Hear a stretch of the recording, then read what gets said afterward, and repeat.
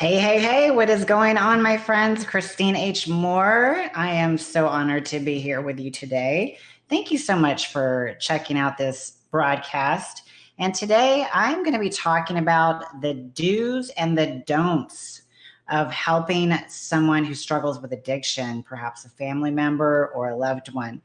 And I am broadcasting from an app called HAPS that it goes live on my YouTube as well as Facebook. And then I've got my friends over here on TikTok.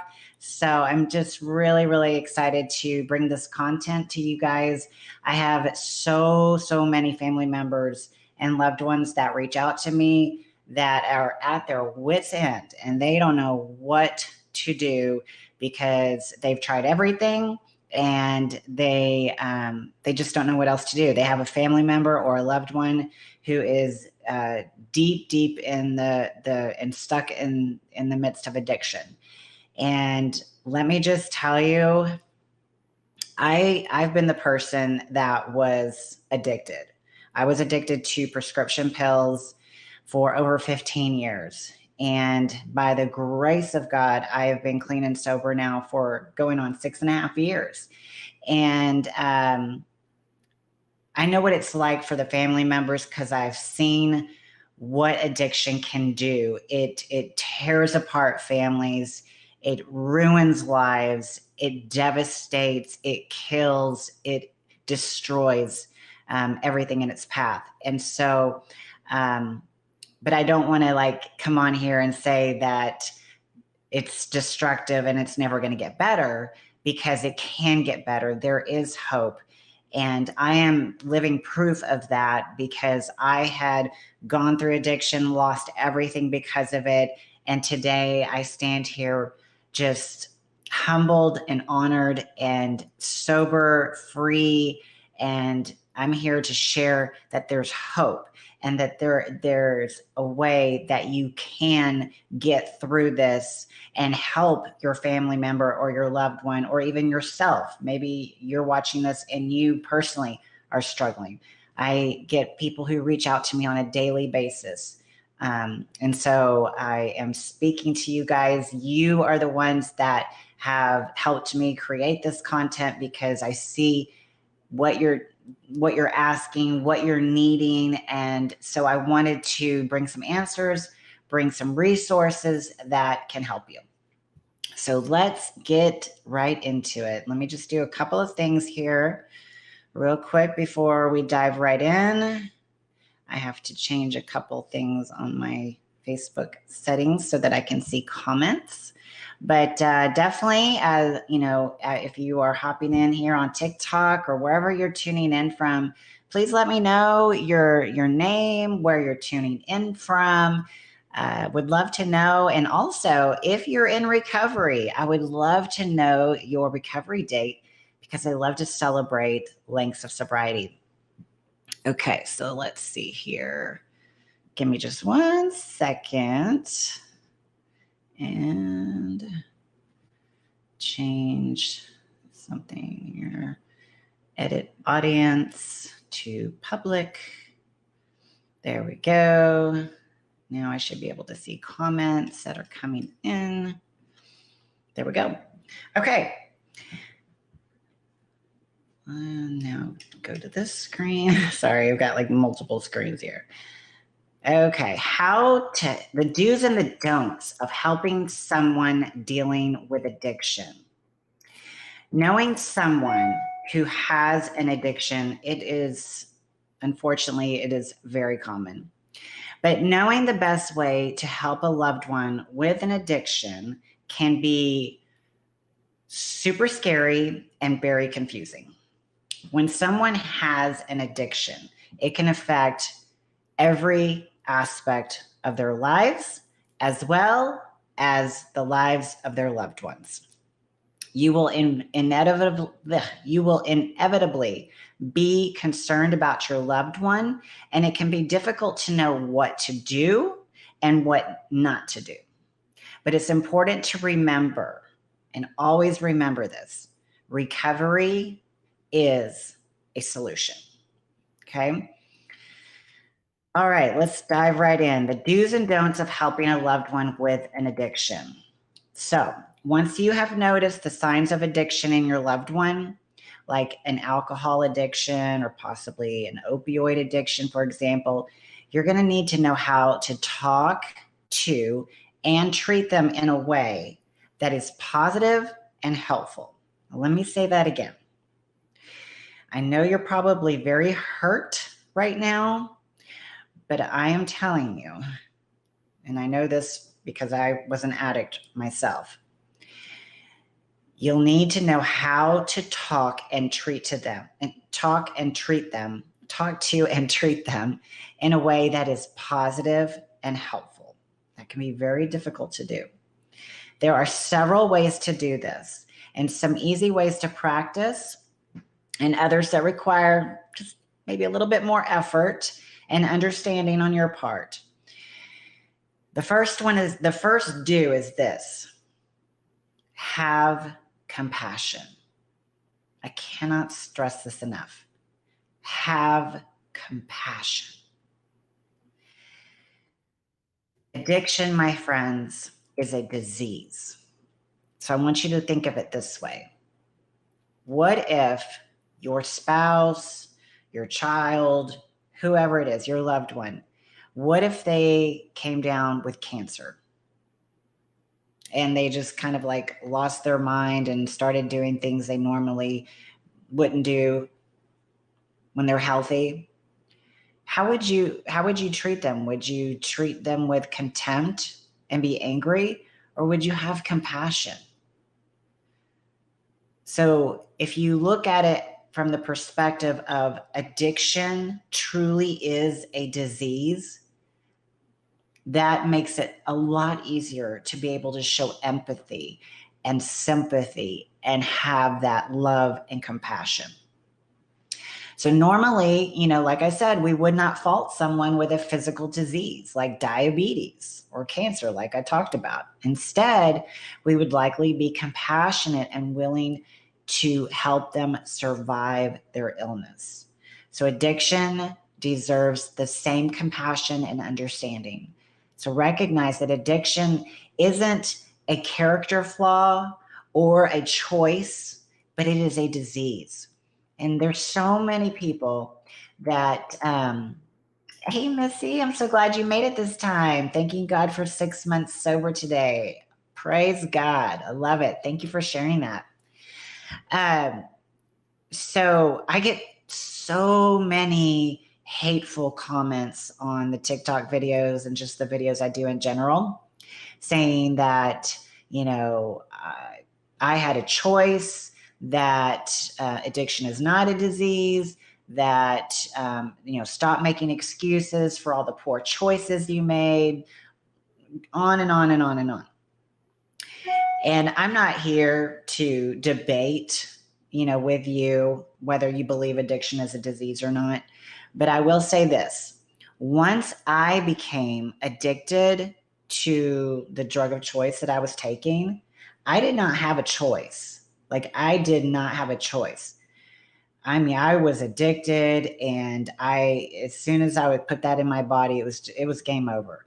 But I will say this: I had a choice to choose recovery. And that is what I ended up doing. Thank God. I chose recovery, and I had to choose it every single day. Hey, Paul, good to see you on here. So recovery is a choice. Once I was addicted, there was no choice, but recovery was a choice. And so we need to come at it with a heart of compassion and understand that once addicted, the choice is gone. That person is addicted mentally, physically, in every way. Okay. And so the first do is have compassion. Now, the first don't is this: don't shame or criticize. Shaming and criticizing only adds gasoline to the fire And I know this from experience, okay? I had many family members who just they didn't understand addiction. They thought that it was all choice, and they thought that, why can't she just say no? She's got every reason in the world to stop. She has 2 kids and a husband and a great life. How dare she? And there was so much criticism, shame, and just being critical. It did not help one single bit. Human nature sometimes forces us to shift the blame because it's easier to understand a problem if we know its source. But the cause of addiction isn't so black and white. So there's never really just one thing to blame. And most importantly, the person with the addiction is not at fault for the disease. I didn't choose addiction. I never thought addiction would be an issue in my life. Never. Did I choose to first put those pills in my mouth? Yes. But once I became addicted, my friends, I did not want to become an addict. I didn't want to be completely dependent on these pills to function and get through my day. I hated it. I hated it. So remember, the person with the addiction is not at fault for their disease. So avoid implying or just outright stating that your loved one is to blame for their addiction. Shaming or criticizing a family member who is struggling with an alcohol addiction or an opioid addiction is often counterproductive to their recovery. Now, while tough love may have a small part in helping an alcoholic spouse, this is just not the place for it. It's not. And I know I am saying this because I've been through this, okay? And let me tell you, there was some serious tough love in my situation. And, looking back, my family members would, now that they know what they know, they would probably agree that, they probably shouldn't have taken the route that they did. But my God turns everything around for his good. And that's what happened in my case. I had some really, really hard things happen to me. But now that I've been on my recovery journey and going through lots of healing, I can look back and I just see how faithful God was back then and how he's going to continue to be that way when I reach out to him, when I humble myself, when I get honest with myself and I surrender. Okay. Part of practicing compassion for your loved one involves understanding that shaming your loved one may do more harm than good. And trust me, it will. If you just shame, guilt, and do the tough love thing, it's only going to do more harm, because that's how it was for me. Instead, talk with positivity and encouragement, offering the idea of a future of successful long-term recovery. Provide verbal and physical encouragement rather than lectures or nagging. Trust me on this. Take out the lectures, take out the nagging, because it only adds gasoline to the toxic negative fire. Okay? So the first do is have compassion, and the first don't is shame or criticize. Moving on to the second do.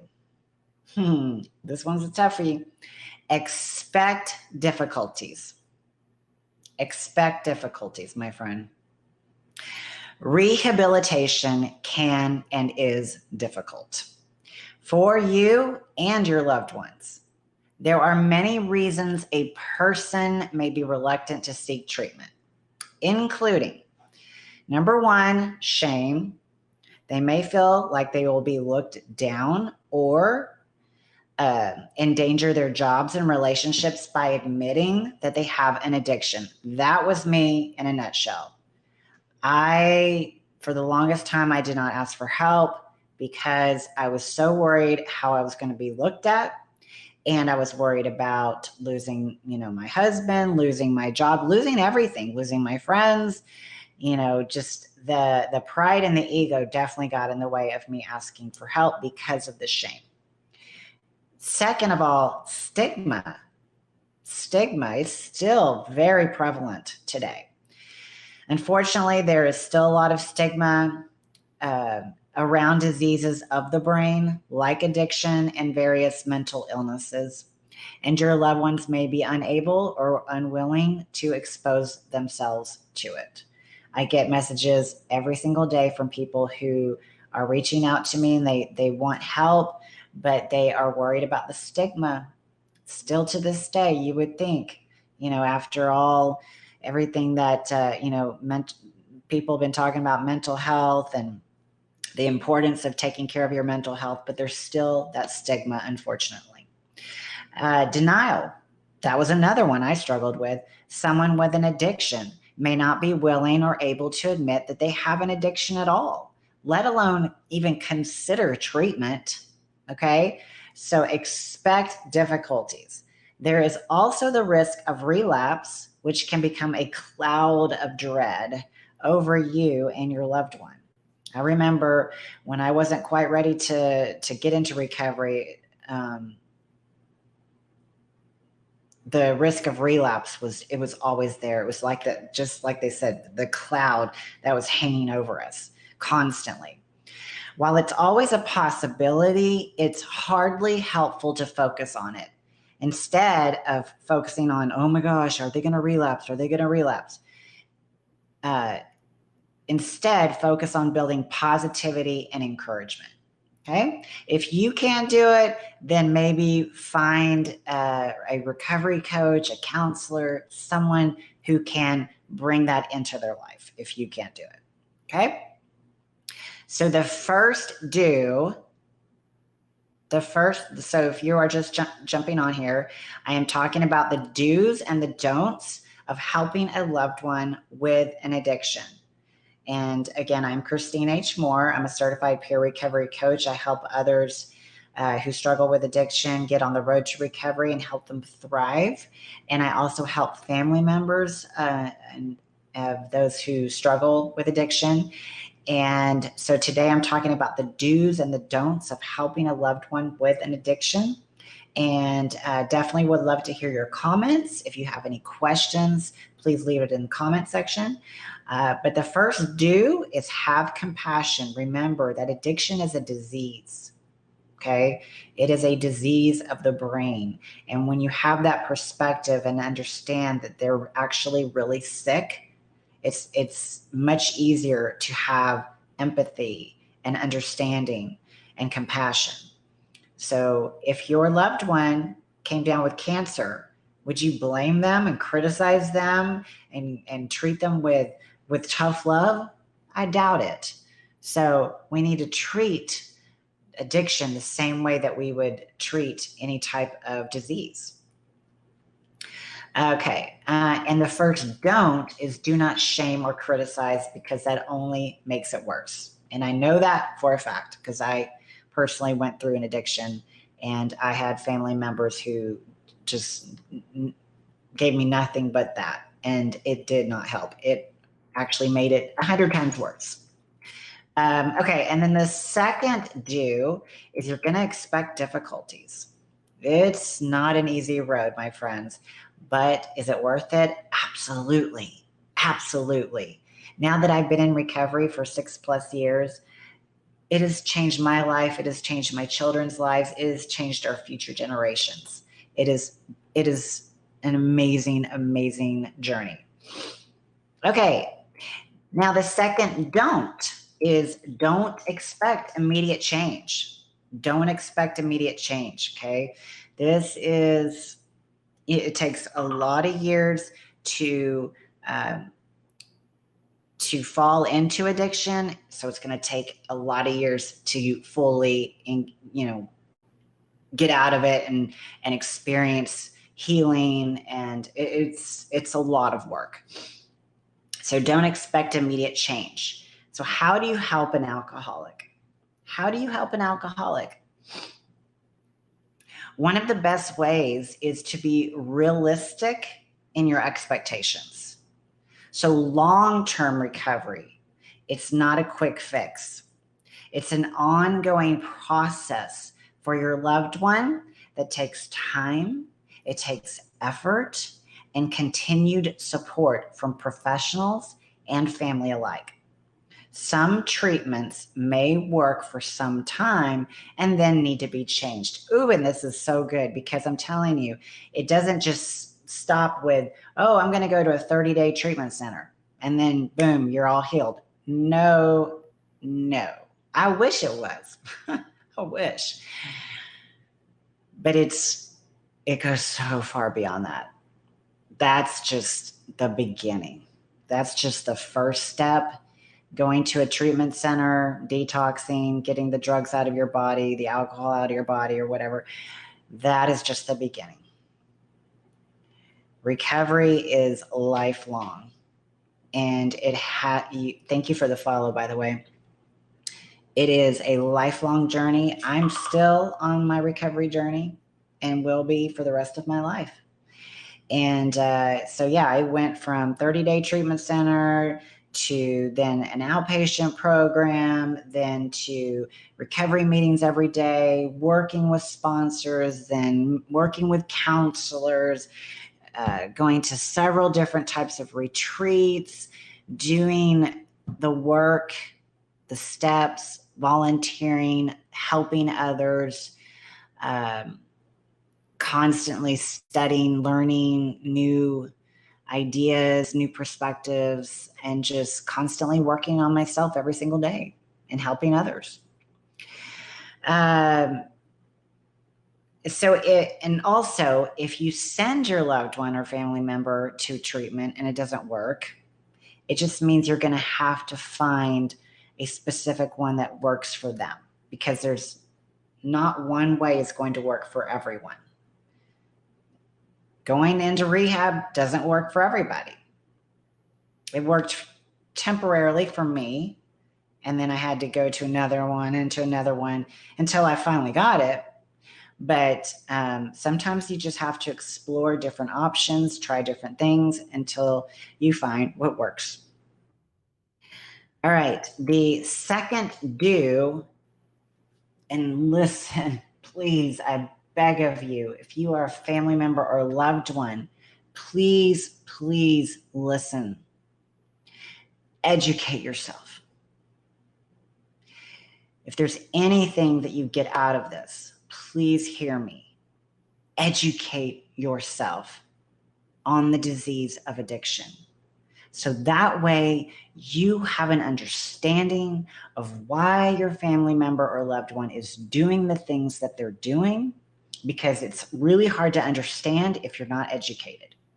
When you're educated, you have a totally different perspective and you can come at it from a totally different angle and see, okay, don't take it personally anymore, because the drug, the alcohol, the substance, whatever it is more powerful than the will.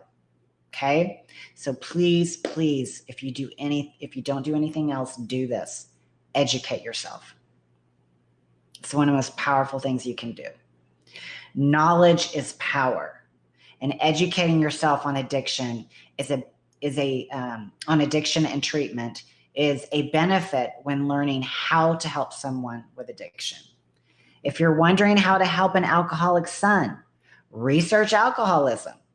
Learn about the symptoms of an alcohol addiction as well as the treatments available. Educate yourself on the specific type of recovery that your son is in so you can better understand what he's going through and what sort of help he is receiving. What if your family member or loved one came down with a certain type of cancer? What's the first thing you do? You research, you figure out, okay, how am I going to be able to help my family member? That's the first thing you do, is you research and you reach out for help, doctors and whoever else that can help you. You figure out a support system, a support team. That's what you do. Same thing with addiction.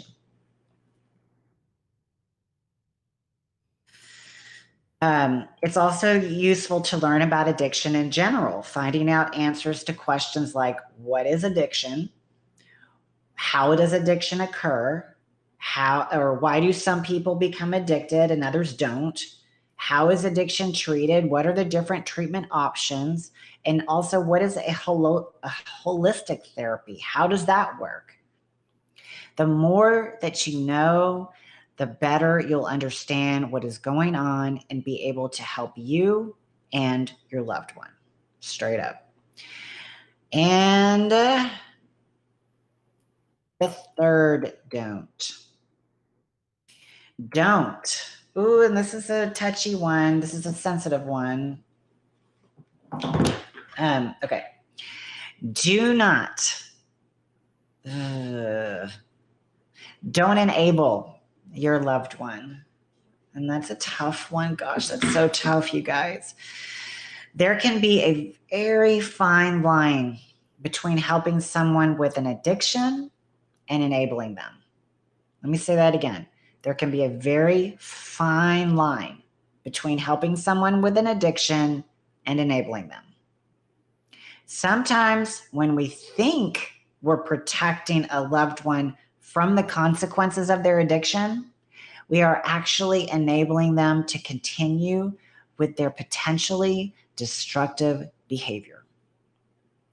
For example, if you're trying to figure out how to help an alcoholic, keeping them from drinking and driving is helpful since, that could put them and others in danger. However, consistently offering to drive them home whenever they get too intoxicated is enabling their actions because it's setting up a formula in which you are constantly available to rescue them. Ouchie. Studies show that people with addictions are more likely to proactively seek treatment when they are forced to face the consequences of their actions. So if you want to know how to help someone with an addiction, you got to allow them to make mistakes without the promise of your rescue. Ooh, that is so good. I'm going to say that again.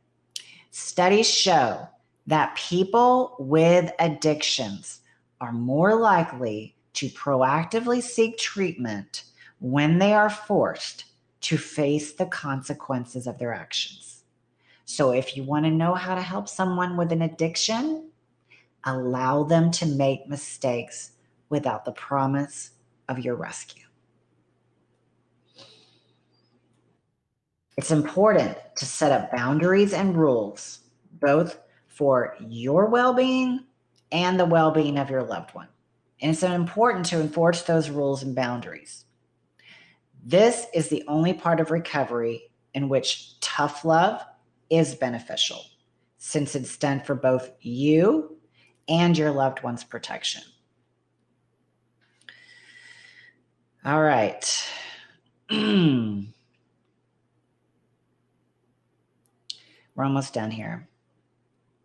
The last two. Do seek counseling or therapy. So important. Addiction affects everyone, not just the person who's addicted. It's important to ensure you're well enough to manage the potential stress of helping someone who's dealing with an addiction. Acknowledging that you may be in over your head and in need of a professional help is normal and it's healthy. It's also necessary for you to help your loved one to the best of your abilities. So you can only do so much, right? So it's important to seek professional help when dealing with a loved one or a family member who has an addiction. It is very important to seek professional help. And don't give in to manipulation, because let me tell you, I was in the deepest part of my active addiction. I was a master manipulator. It scared me how good I was at being able to manipulate. I'm not proud of it, but that's just part of my disease. That was part of it. And I wanted to do anything and everything in order to feel better because I hated being dope sick. It's the worst. So when a person is not ready to get the help that they need, they will do anything and everything to try and manipulate you. So don't give into it, my friends. Don't give into it. When a person with an addiction is unwilling to seek treatment, they will resort to whatever they need to do to continue feeding their addiction. And this may include lying or trying to guilt the person who's caring for them. It's important to establish boundaries and learn how to say no. It may be very difficult, and oh, is it? And it's going to be hard to not react negatively or stick to your established rules, but it is necessary for everyone involved. Okay? And the last do is take care of yourself. Take care of yourself. It's just that whole, putting the mask on you first analogy. You have to do that when you're dealing with a family member or loved one who struggles with addiction. You have to take care of yourself. Practice self-care. And remember, practicing self-care is not selfish, especially when you're dealing with someone that has addiction issues. You cannot let the addiction of your loved one derail your own life. You have to continue on with healthy activities and hobbies, social outings, and just taking care of yourself. Therapy and counseling is part of that process, but indulging in activities that aren't centered around your loved one, it is absolutely necessary. So determine what it is that you need to keep yourself well and indulge in that. Okay? And the last don't violate their privacy. In taking care of yourself and attending therapy, you may be tempted to vent about your loved one with an addiction. Now, while you should be honest about your feelings, don't want to discuss what they talked about in session, just respect that and don't push them for details. All right, my friends, those are the do's and the don'ts of helping someone that struggles with addiction. And if you have a family member or loved one, or maybe you're watching this and you yourself struggle with addiction, reach out. Reach out. There is no shame in asking for help. And I promise you, asking for help is not a sign of weakness. It is a sign of courage and strength. Asking for help can be one of the best, most courageous things you've ever done. And also asking for help allows the other person to know how to help you, how to pray for you, how to be there for you. And so I would love to be that person for you. And you can reach out to me here on whatever platform you're watching me from, whether that's here on TikTok, Facebook, Instagram, YouTube. You can also go to my website, christinehmoore.com, and go to the contact page, put in your name, email, and I will be more than happy to get back with you and discuss your situation. And don't worry, everything is confidential. No details are ever will leave my mouth, or no details will be known outside of our conversation. Unfortunately, I don't speak Spanish. I wish I did. But I do know of some amazing recovery coaches that do, so I could refer you out. Yeah.